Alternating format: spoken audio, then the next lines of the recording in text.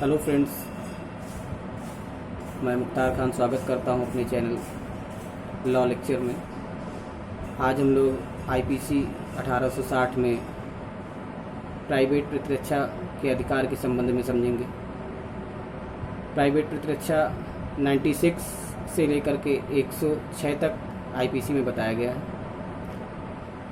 तो फ्रेंड्स, इससे पहले कि मैं इन धाराओं को बताना स्टार्ट करूं, उससे पहले मैं आप लोगों से रिक्वेस्ट करूंगा कि यदि मेरा चैनल आप लोगों को पसंद आता है तो आप लोग इसको लाइक करें, सब्सक्राइब करें और सब्सक्राइब के बगल में बने हुए बेल आइकन को प्रेस करें ताकि मेरे द्वारा जो भी वीडियो अपलोड की जाए वो आप तक पहुंचती रहे।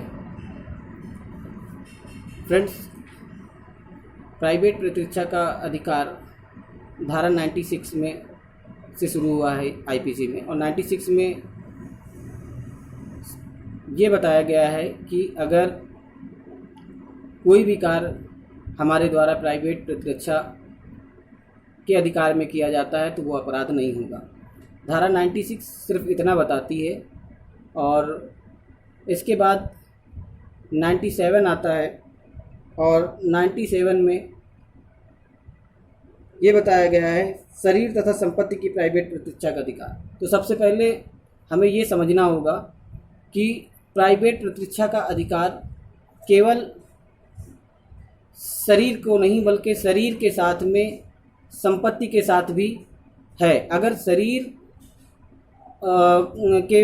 उसमें प्राइवेट प्रतिरक्षा का अधिकार हमें प्राप्त है तो इसी प्रकार संपत्ति में भी हमें प्राइवेट प्रतिरक्षा का अधिकार प्राप्त है।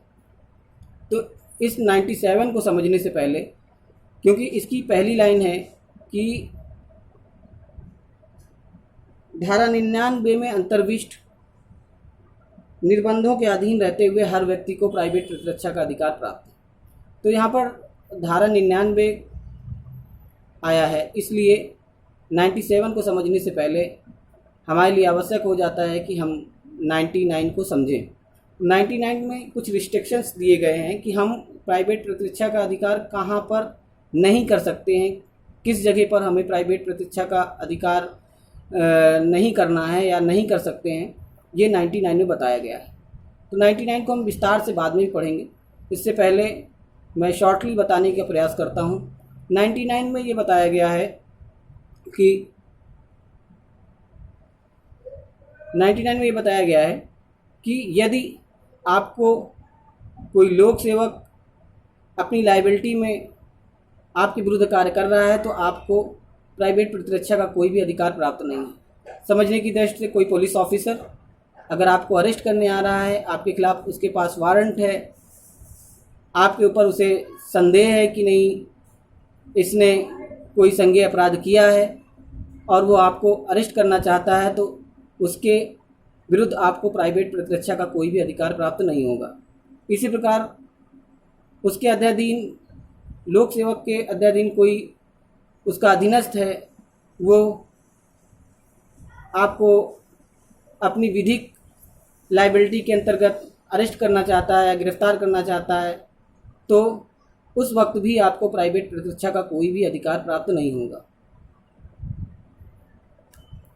अगला, अगर आपको साधारणतः कहीं पर लोक सेवक की सहायता प्राप्त करने का या राज्य की सहायता प्राप्त करने का अवसर प्रदान हो रहा है, आप पूर्ण रूप से प्राप्त कर सकते हैं, तब भी आप किसी के प्रति प्राइवेट प्रतिरक्षा का इस्तेमाल नहीं कर सकते हैं। ये रिस्ट्रिक्शंस 99 में लगाए गए हैं। अब 97 में फिर से आते हैं। फ्रेंड्स, 97 में ये बात कही गई कि 99 के उपबंधों के अधीन रहते हुए हम ये काम करें। तो 99 को मैंने पढ़ा कि उसमें क्या क्या उपबंध थे। लोक सेवक जब अपनी ड्यूटी निभा रहा है, उसका अधीनस्थ ड्यूटी निभा रहा है, या आपको लोक सेवक की सहायता प्राप्त हो रही है या राज्य की सहायता प्राप्त हो रही है, तो उन दशाओं में आपको प्राइवेट प्रतिरक्षा का अधिकार प्राप्त नहीं है। ये 99 थी। अब 99 के बाद 97 आती है, और 97 को मैं पढ़ने का प्रयास कर रहा हूँ। इसमें दो कंडीशन है। एक तो शरीर, पहला पॉइंट कहता है कि शरीर के विरुद्ध प्राइवेट प्रतिरक्षा का अधिकार। तो शरीर के विरुद्ध प्राइवेट प्रतिरक्षा के अधिकार में हम अपनी या अपने साथ में किसी और की भी, अपनी या किसी अन्य की, दोनों के शरीर में अगर कोई आक्रमण होने जा रहा है शरीर के विरुद्ध, तो हम वहाँ पर प्राइवेट प्रतिरक्षा का अधिकार हमारे पास प्राप्त है, हम उसका उपयोग कर सकते हैं। सपोज दैट मैं और मेरा फ्रेंड दो लोग बैठे हुए हैं, अचानक सामने से आक्रमण होता है और मैं पाता हूँ कि मेरा दोस्त उस आक्रमण से ग्रसित होने वाला है, तब मैं अपने फ्रेंड को बचाने के लिए प्राइवेट प्रतिरक्षा का प्रयोग कर सकता हूँ और मैं उस प्राइवेट प्रतिरक्षा के रूप में सामने वाले से मैं अपने फ्रेंड को बचाने के लिए उसके प्रति जो वो कार्य कर रहा है उसे रोकने का प्रयास करूंगा प्राइवेट प्रतिरक्षा के रूप में। अगला है संपत्ति के विरुद्ध। 97 में ही दूसरा पॉइंट है कि संपत्ति के विरुद्ध। अब संपत्ति में कुछ दशाएं हैं, किन किन जगहों पर संपत्ति में हमें प्राइवेट प्रतिरक्षा का अधिकार प्राप्त है। तो देखिए, इसमें कुछ पॉइंट दिए हुए हैं कि किन किन दशाओं में प्राइवेट प्रतिरक्षा का हमें अधिकार प्राप्त है, जैसे कि चोरी, लूट, रिष्ट और आपराधिक अत्याचार, इस तरीके के कुछ मैटर हैं, इनका प्रयत्न है, तो इन दशाओं में भी हमें प्राइवेट प्रतिरक्षा का अधिकार प्राप्त है। इस तरीके से 97 दो पार्ट में विभाजित की गई है। पहले शरीर के प्राइवेट प्रतिरक्षा के रूप में, दूसरा प्रॉपर्टी के प्राइवेट प्रतिरक्षा के रूप में। शरीर में हम अपनी या किसी अन्य की, दोनों के लिए, और इसी तरीके संपत्ति में भी है, हम अपनी संपत्ति या किसी अन्य के लिए। इस तरीके से यह 97 पूर्ण रूप से कंप्लीट होती है। फ्रेंड्स, अगर मेरा वीडियो आपको पसंद आ रहा हो तो आप लोग लाइक करें, सब्सक्राइब करें और शेयर करें। Thank you.